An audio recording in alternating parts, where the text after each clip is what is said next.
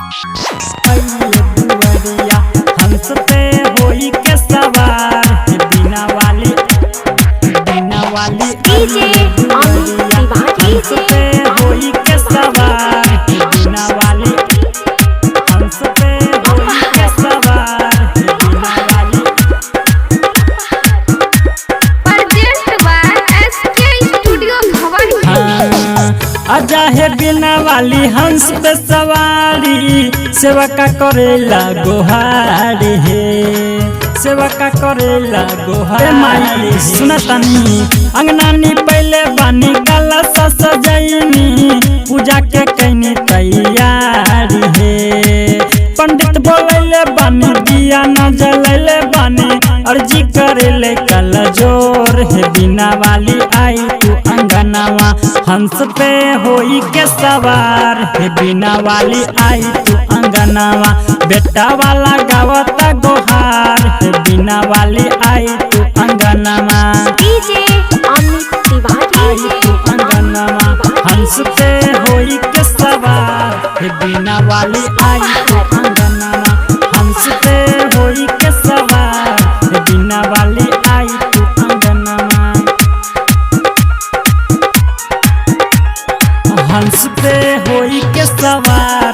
बिना वाली आई तू अंगनावा हंस पे होई के सवार बिना वाली नया नया नया चुनरी मैया लगता ये सुनरी बानी स्वर्ग से सुना माई आइल बदुआरी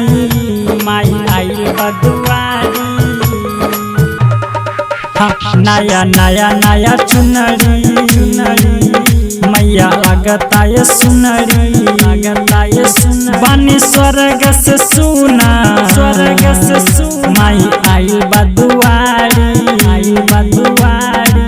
जल्दी से जाई भाई पंडित बोलाई भाई पूजा में होखता लेट पूजा कर होखता तैयारी बेटा वाला गावता गोहार है बिना वाली आई तू अंगनावा हंस पे होई के सवार है बिना वाली आई तू अंगनावा डीजे है बिना वाली आई तू अंगनावा हंस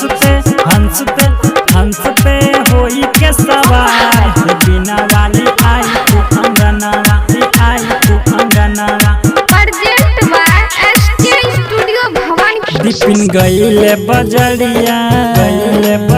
देख नारियले आबे कहाँ बानी हमर भाई देख आइल बिना वाली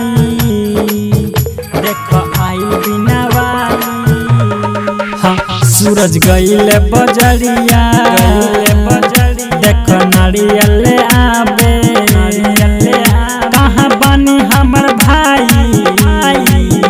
देख आइल बिना वाली जल्दी से जाई भाई कल साले आदि भाई होखे द पूजा मले बिना वाली आइल दुआरिया हंस पे होई के सवार बिना वाली आइल दुआरिया बेटा वाला गावता गोहार बिना वाली आई